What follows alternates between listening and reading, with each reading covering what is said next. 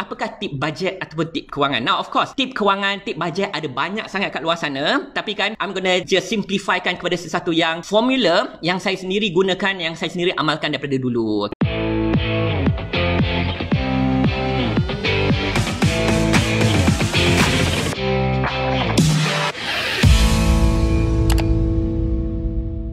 So, jadikan formula dia adalah 50, 20, 30. Nah, apa maksudnya 50, 20, 30? Kalau anda faham konsep ni kan, the truth is kan, anda yang walaupun dapat pendapatan, tak kira lah kerja makan gaji pun, tak kira pendapatan anda RM2,000 ke RM5,000 ke RM10,000, tak kira berapa, okay? Ataupun anda buat bisnes, anda boleh jadi kaya sebenarnya kalau anda faham formula 50, 20, 30. Okay? Nah, apa maksud dia 50, 20, 30? 50% daripada pendapatan anda, tak kira perniagaan ataupun kerja anda, 50% guna untuk anda punya keperluan. So, maksud saya keperluan apa tahu? Untuk bayar rumah, untuk bayar kereta, untuk bayar bil dan sebagainya. Yang keperluan, okay, yang mesti dibayar. 50%, okay? 20% daripada income anda adalah untuk kemahuan anda. So, kemahuan ni kan adalah untuk saving anda untuk pergi ke holiday, untuk pergi beli baju yang cantik-cantik, untuk pergi berhibur dengan family, nak belanja family makan. Itu 20% daripada bajet anda, 20%. Tapi yang penting juga adalah 30% lagi.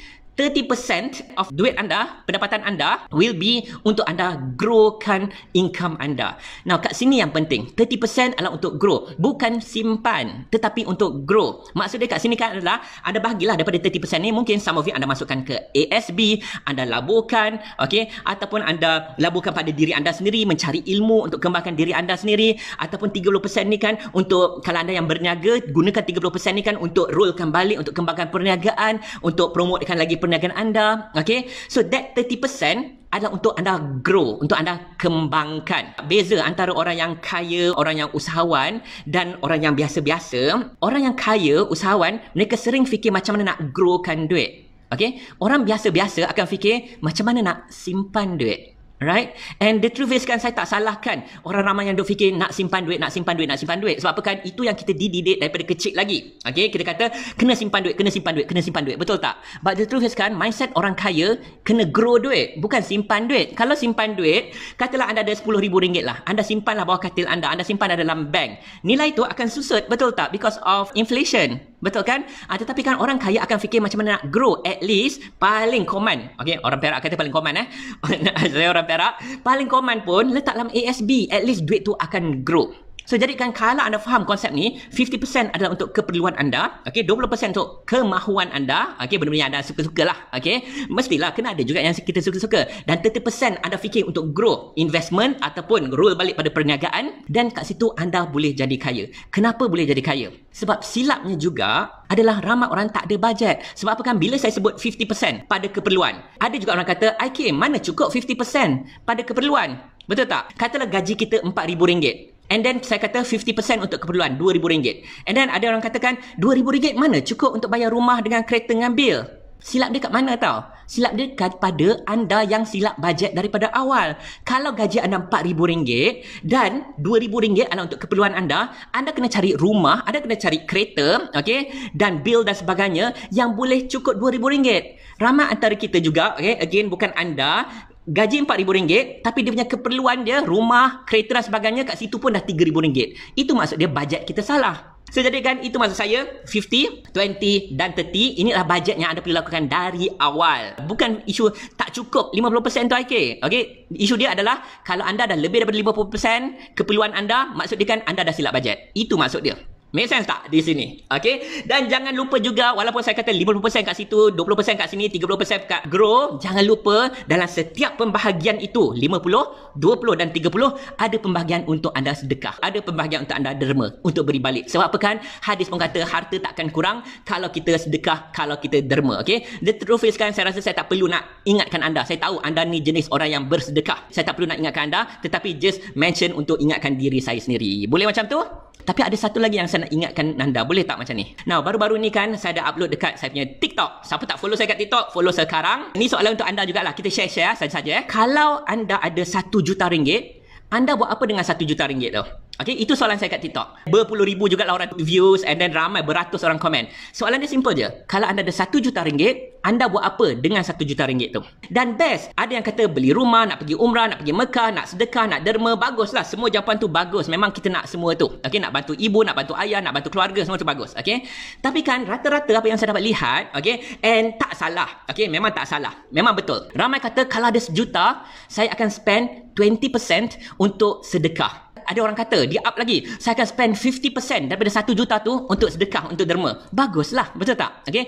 Ada sampai kata apa tahu? 1 juta, saya akan spend 80% untuk sedekah, 80% untuk derma. Which is bagus. Bukan saya nak kata tak bagus. Bagus. Tapi sedikit peringatan saya nak kongsikan dengan anda. Kalau anda ada 1 juta and kita kata 20% kita nak sedekah, 50% kita nak sedekah, 80% kita nak sedekah. Let me ask you this simple question. Kalau anda ada RM100 dalam poket anda sekarang, adakah anda akan sedekahkan RM20?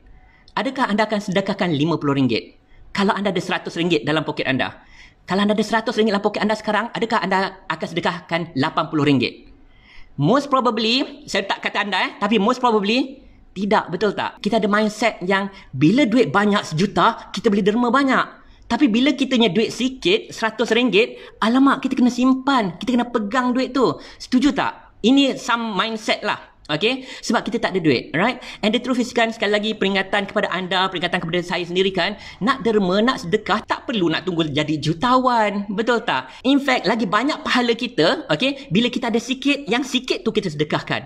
And the fact is, walaupun kita ada sikit and kita sedekahkan, lagi banyak yang kita akan dapat. That's the mindset sebenarnya yang saya nak anda fikirkan. Iaitu kan, tak jutawan pun, tak kaya pun, anda patut beri. And itu sebenarnya rahsia kekayaan. Anda kena beri walaupun anda tak ada duit. Okay? Kat situ anda akan rasa macam abundance. Okay? Kat situ Allah SWT akan beri anda lebih banyak rezeki lagi kepada anda. Okay? And that's the reason saya nak anda bayangkan. Okay? Kalau anda ada 1 juta, apa anda lakukan? And I'm sure anda pun yang sedang menonton saya, anda fikir, oh 1 juta, RM200,000 nak buat masjid lah, nak tolong anak yatim, which is good.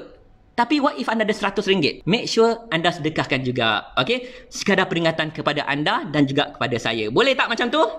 Apa kata saya nak bagi anda satu bonus tip? Nak bonus tip tak? Dan tip rahsia. Saya nak kongsikan anda sedikit mengenai bagaimana mindset jutawan. Nak tahu tak? Kalau seseorang jutawan tu nak beli kereta contohnya. Katalah orang yang kaya. Mindset jutawan. Okay? Ini mindset jutawan yang baik lah. Okay? Mindset jutawan ada. Yang tak baik pun ada.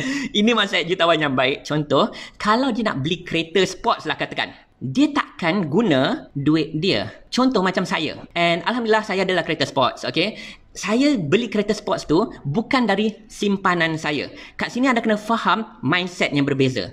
Ramai orang punya mindset adalah macam ni. Kumpul duit, kumpul duit, kumpul duit. Cukup duit nak beli kereta sports. And I'm talking about orang kaya lah. Okay? Nak beli kereta sports. Okay? Tak salah. Tapi apa akan jadi kalau anda kumpul duit, kumpul duit, kumpul duit dan beli kereta sports?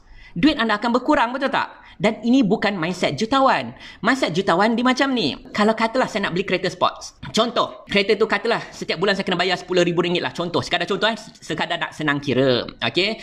Saya kena bayar RM10,000. Apa saya buat? Saya takkan guna duit simpanan saya. Saya takkan guna duit pelaburan saya. Saya akan mulakan satu perniagaan. Okay? Perniagaan yang income dia boleh dapat pulangan bulanan RM10,000. Okay, a small business, pulangan RM10,000 dan perniagaan itu akan cover bayaran kereta sport saya. Bukan daripada duit saya, tetapi daripada duit orang lain yang bayar untuk dapatkan produk atau perkhidmatan daripada perniagaan saya tu.